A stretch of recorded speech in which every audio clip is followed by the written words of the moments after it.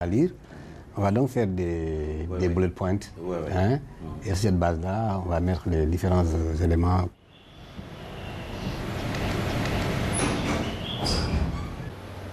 Le fait que ce soit l'artiste Youssou N'Dour, ça change tout. Quand on sort avec Youssou N'Dour, par exemple, c'est différent quand on sort avec quelqu'un d'autre. Parce qu'il est populaire. Tout le monde veut l'approcher. Tout le monde veut lui parler. Tout le monde veut prendre une photo avec lui. Et à tous les niveaux, même dans des rencontres de très très haut niveau, il est approché, je crois, de manière assez particulière.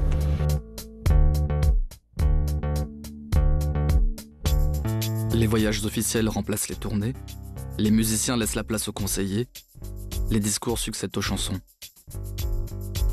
Nul ne peut dire si c'est le ministre ou l'icône qui mobilise les foules. En 10 mois d'activité, il est trop tôt pour juger son action, le temps le dira. On ne sait pas encore si Youssou N'Dour va réussir à révolutionner la fonction. En revanche, la fonction, elle, a déjà révolutionné Youssou N'Dour.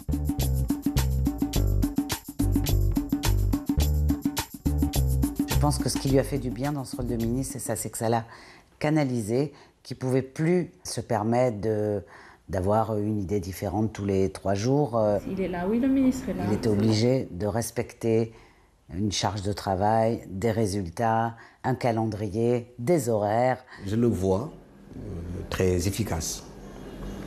Très efficace. Je crois que ça, c'est un peu le Youssou N'Dour entrepreneur. Expliquer la vie d'un musicien devenu ministre en faisant appel à la figure de l'entrepreneur. L'histoire se complique. Youssou est un personnage à tiroir. Ouvrez-en un et c'est une nouvelle facette qui surgit, un nouveau pan de vie à questionner. Star de la musique, je savais. Ministre, c'est en cours. Voici qu'apparaît le businessman, l'homme qui a monté en 20 ans un véritable empire médiatique au Sénégal. Alors assez vite, il a monté son groupe, le Super Étoile, et assez vite, il les a salariés, il a monté un bureau. Et ça, je crois que c'était par rapport à son père. Parce que son père a toujours voulu que Youssou soit un fonctionnaire. Il lui avait toujours dit, c'est pas avec la musique que tu vas gagner ta vie. La musique, c'est pour les saltimbanques, c'est pour les drogués, c'est pour les... Voilà. Et je pense que c'était beaucoup pour prouver à son père qu'il a monté un bureau, engagé des gens qui étaient ses musiciens. Comme ça, il le contentait à moitié. Je me souviens toujours du premier jour où je l'ai appelé. Je suis venu avec lui, on était dans sa voiture. Je l'amène à mon premier bureau. Je dis, papa, tu voulais que j'ai un bureau? Voilà mon bureau. Ensuite, les autres choses venaient comme des défis. À partir du jour où il a monté son bureau, il n'a eu de cesse de s'agrandir. Donc, de passer d'un bureau à un plus grand bureau. Ensuite, à former les gens, à envoyer les gens en formation pour qu'ils apprennent tous les métiers qui gravitaient autour du sien, c'est-à-dire tous les métiers autour de la musique. Ne vous gêne pas Youssou N'Dour de Super Étoile, c'est Youssou N'Dour, c'est rien que Youssou N'Dour. Il y a d'autres qui sont derrière, ouais, disons, qui n'occupent pas l'affiche à cause de vous. Vous leur prenez tout. Non, attends, parce que c'est les gens qui ne comprennent pas que le Super Étoile, c'est pas Youssou N'Dour.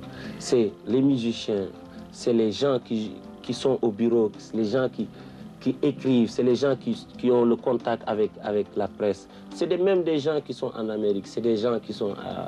Nous, on compte une équipe de 30 et quelques personnes. Tout a toujours commencé au niveau local. Et Youssou, je pense, je sais même, c'est toujours beaucoup servi de ses expériences à l'international pour les ramener au Sénégal. Et en fait, toute sa vie, c'est ça. Tout ce qu'il a appris dehors, c'était pour le ramener chez lui. C'est-à-dire s'il tournait avec tel ingénieur du son en Angleterre ou en Belgique, après il prenait le gars, il l'emmenait au Sénégal et ce gars-là formait des Sénégalais à ce métier-là. Et il montait comme ça, il avançait comme ça, et c'est comme ça qu'il a construit tout son empire en fait. Youssou monte un studio d'enregistrement, puis un label, embauche jusqu'à 150 personnes liées au business de la musique. Mais pour prouver à tous, son père le premier, qu'il est bien plus qu'un musicien, il va aller beaucoup plus loin et réussir là où on ne l'attendait pas. Chaque nouveau projet prend alors la saveur d'un monde à conquérir. Il crée le groupe de presse Futur Média, un journal, une radio et une télé qui vont devenir numéro 1 au Sénégal. Aujourd'hui, quand je prends l'exemple de Futurs Médias, c'est le premier groupe de l'Afrique de l'Ouest. Premier groupe de l'Afrique de l'Ouest au niveau tirage, au niveau téléspectateurs, radiophonique et tout. Et je me suis dit que bon, je ne suis pas seul, je porte ce projet, mais je suis avec aussi des professionnels et nous avançons. Et je crois qu'il y a un dénominateur commun sur les gens, en tout cas, qui font bouger les choses, c'est la passion. La passion donc, celle du chercheur d'or, du bâtisseur, de celui qui s'est fait tout seul et à qui tout réussit. Toute sa vie, Youssou va chercher à repousser les limites, par conviction, pour son pays, par désir aussi. Cette vieille envie de voler, juste pour voir jusqu'où on peut monter. Après la musique, le business, la politique apparaît dès lors comme une suite logique, le dernier défi en date d'une success story. Je sais qu'il avait ça en tête, que ça lui avait déjà traversé l'esprit, que les gens lui avaient posé la question 1000 fois, pourquoi pas président, pourquoi pas président. Et sa réponse sortait tellement du cœur à chaque fois en disant si j'étais président, le Sénégal mangerait des pierres. Voilà, parce que il ne s'en croyait pas capable. Mais ça, c'était il y a longtemps. C'est en suivant la piste de l'entrepreneur que va apparaître la figure de l'opposant. En 2008, Abdoulaye Wade, le président du Sénégal, bloque la licence dédiée à Youssou N'Dour pour lancer sa télé. Chanteur, ça va. Patron de presse, c'est vrai que c'est potentiellement plus gênant. Mais la star, loin de capituler, monte au front, installant une incroyable pression populaire pour avoir gain de cause. Il finira par obtenir sa licence. C'est le premier round. Youssou 1, Wade 0. Toute cette période qui a duré 2 ans quand même, de blocage, donc des gens qui voulaient que vraiment la télévision naisse, ont fait une pétition qui tournait. C'était dans la presse, ça circulait, et 20 000 par là, les gens signaient un peu partout, il y avait un mouvement qui se déclenchait, et on est arrivé à 2 200 000 signatures, des gens qui disaient on veut cette télévision, pourquoi c'est pas normal qu'on bloque cette télévision et tout. Et donc tout ça pesait aussi. Hein. Ça m'a parlé d'ailleurs, ça m'a parlé. Je me dis qu'il faut aujourd'hui qu'on crée un cadre de défense des droits, de la liberté, de la neutralité et chaque personne est égale, a les mêmes possibilités dans un pays. Et donc c'est là où est née l'idée du mouvement Fekke Mati Bolé aussi.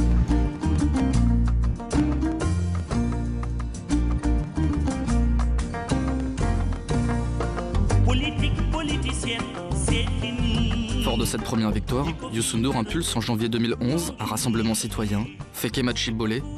Traduit littéralement, cela signifie « je suis là donc je participe ». C'est en musique qu'il lance son mouvement, sur sa télé qu'il diffuse le clip. L'homme est désormais armé pour peser. Est-ce qu'il réunit à ce moment tous les éléments pour s'imposer un jour dans le jeu politique? Il s'affirme en tout cas comme une sentinelle, quelqu'un avec qui il faudra compter. Mais pour trouver les fondations de son engagement politique, il faut remonter beaucoup plus loin dans le temps, dérouler à nouveau le fil de l'histoire pour trouver les premières traces du Youssou militant. Youssou, sa conscience politique, elle a démarré très tôt en fait. Sa conscience politique, elle a démarré quand il a fait la tournée Amnesty International. Ah, je suis très content de venir ici à Buenos Aires avec les amis pour le concert Human Rights Now. Nous sommes là dans le but de changer les esprits. Et nous sommes là pour que tout un chacun dans ce stade de River Plate doit signer la Déclaration universelle des droits de l'homme. Tout ça a commencé en 87. Quand d'abord j'avais déjà rencontré Peter Gabriel, fait l'album, fait sa première partie de tournée et autres. Et un jour Peter m'appelle pour me dire est-ce que tu serais d'accord pour faire une tournée Amnesty International sur les droits de l'homme? J'ai dit ouais, avec plaisir. Il m'a dit bon, ok, on va essayer d'organiser un voyage au Brésil où on va Sting, toi et moi, nous rencontrer pour discuter éventuellement si on fait une tournée mondiale. C'était très intéressant. Ils avaient beaucoup plus de maîtrise du contenu sur les droits de l'homme, sur qui pouvait nous rejoindre et tout.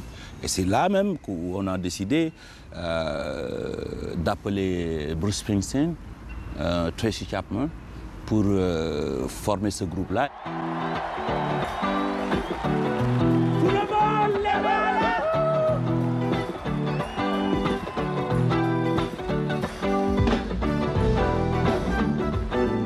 Cette tournée fait entrer Youssou dans une autre dimension. Il parcourt le monde, joue dans des stades combles et partage la scène avec les plus grands. Ses concerts vont propulser une carrière, mais ils marquent surtout l'éveil d'une conscience politique. Les chansons ont un poids, et Youssou va en prendre toute la mesure.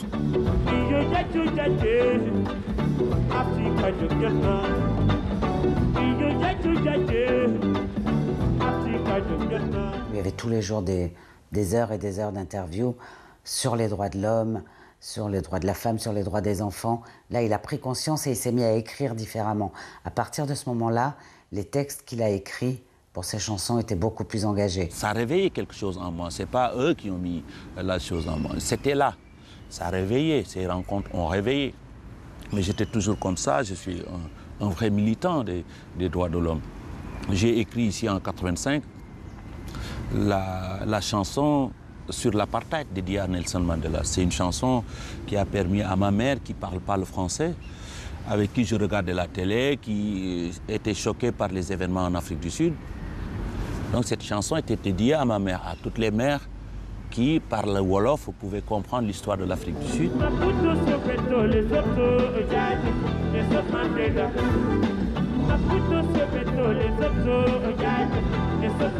Ça, c'était bien avant la tournée Amnesty International, pour dire que bon, c'était en moi, mais ça s'est réveillé, ça s'est, pour rester dans les termes, ça s'est boosté après, quoi.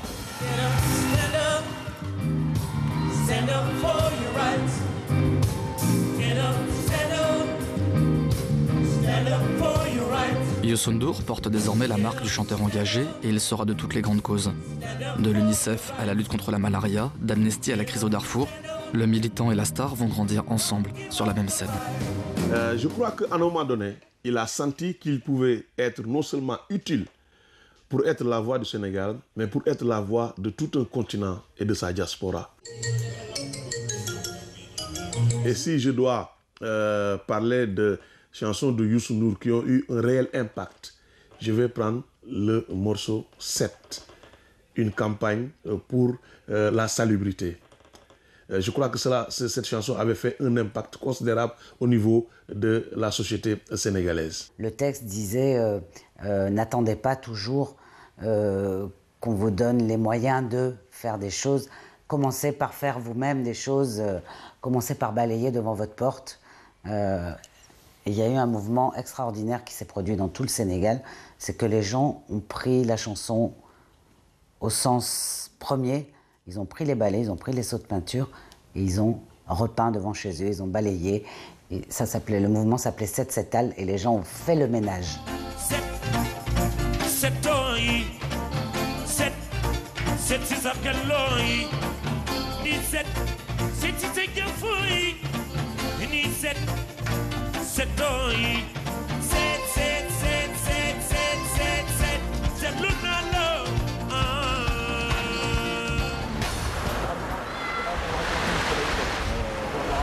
Pour Youssou, le poids que prend cette chanson au Sénégal est un choc. 7 vient de mobiliser tout un pays. Cette prise de conscience dessine-t-elle dès 1990 le rêve encore flou d'un destin présidentiel ? 22 ans plus tard, la candidature du président Wade à sa propre réélection va jouer les détonateurs. Face au vieux président, Youssou a le motif, les épaules et l'ambition pour franchir le pas. Il est prêt pour se lancer dans le combat électoral. C'est le dernier acte d'une métamorphose.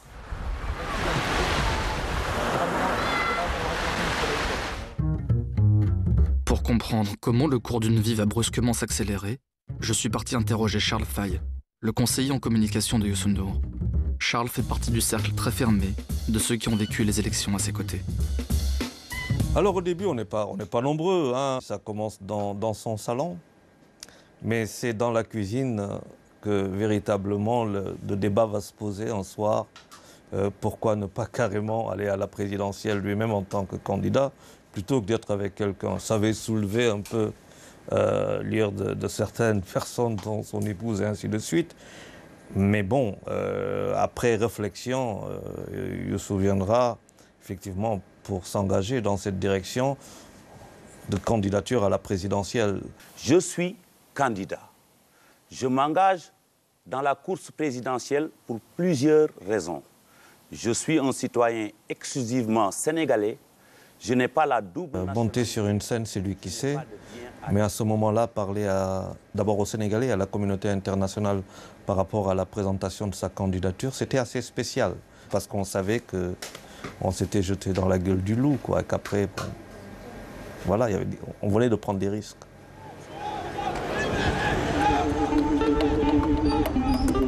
Youssou N'Dour ne fera jamais campagne. La star n'aurait soi-disant pas réussi à réunir les 10 000 signatures requises pour être éligible. Mais pour tous, cela ne fait aucun doute. Cette annulation est un coup politique. Abdoulaye Wade ne veut pas de Youssou dans la course à l'élection.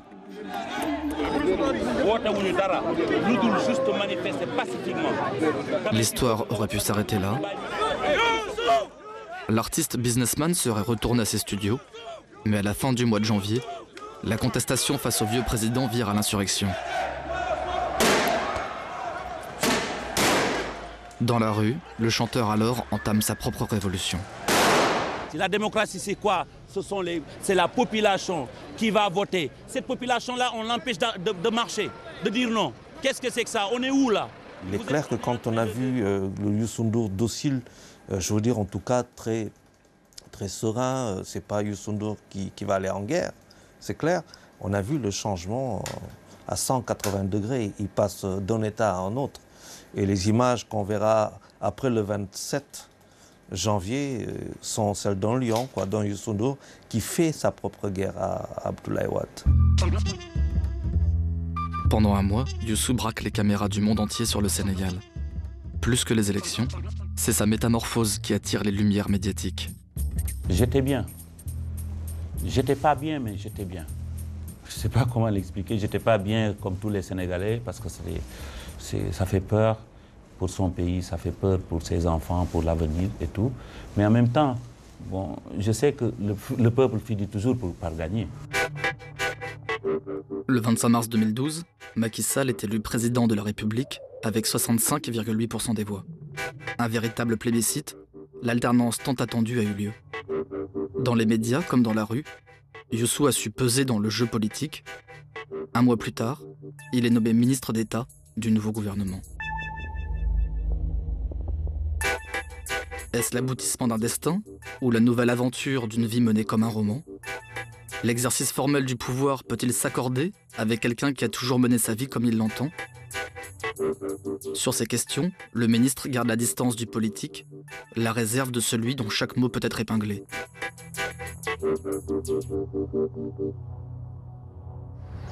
Je suis alors parti rencontrer quelques figures tutélaires de la scène sénégalaise pour avoir le point de vue de l'artiste sur la trajectoire de Youssou. C'est pas accidentel ce qui lui arrive. Et c'est ça que les Sénégalais n'arrivent pas à assimiler. Youssou peut aller très loin. C'est quelqu'un qui je sais pas, qu'il a une intelligence qui peut tout lui permettre de faire.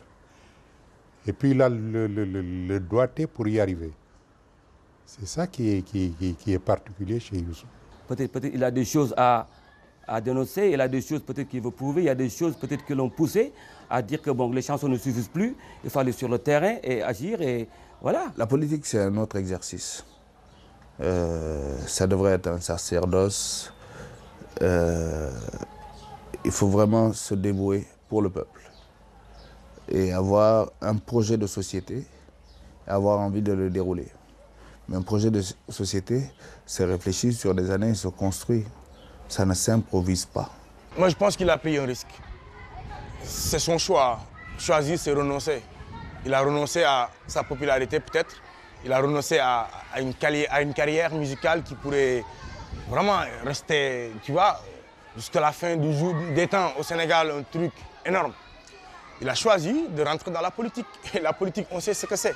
Si tu ne règles pas les problèmes, mais tu es grillé en quelque sorte. En guise d'épilogue, je retrouve Youssou N'Dour un 23 février à Mumba, aux confins du Sénégal.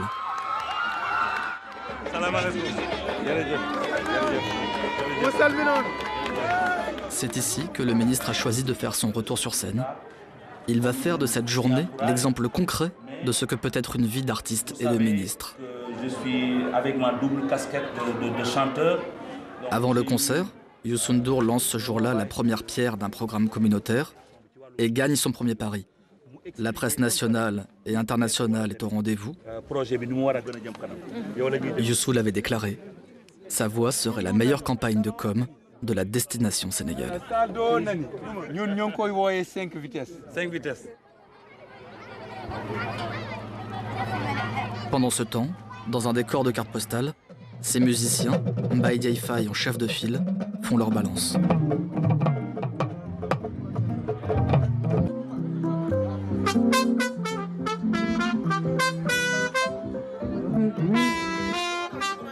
Tout est prêt pour accueillir celui qui va reprendre pour un soir sa vie de chanteur.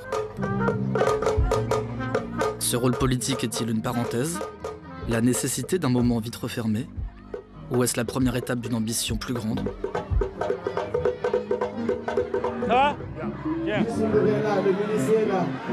L'homme caméléon peut-il vraiment réussir à conjuguer toutes ses vies à la fois?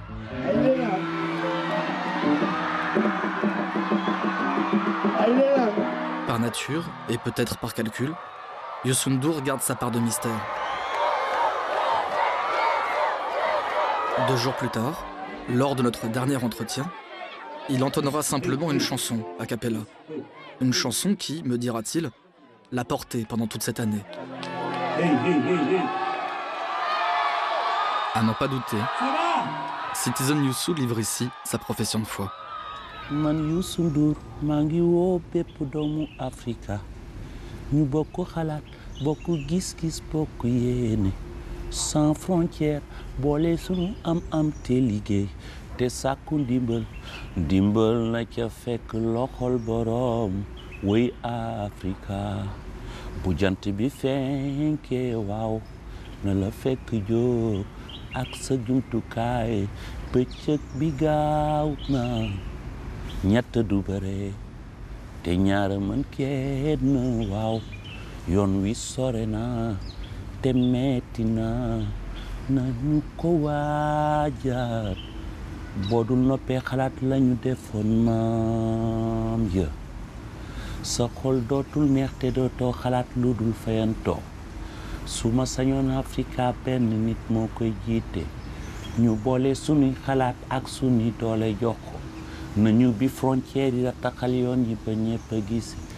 Chencho thinking work together New Africa Nelson Mandela all you people Africa.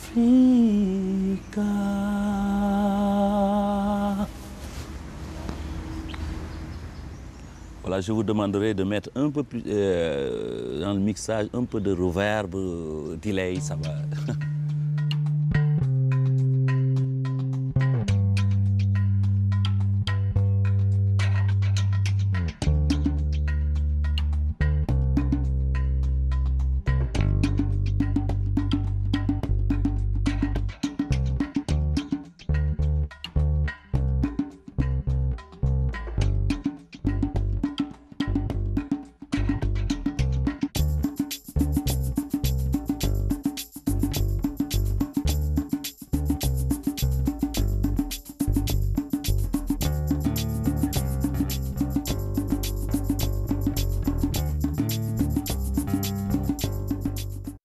Vous l'avez remarqué, ce soir, c'est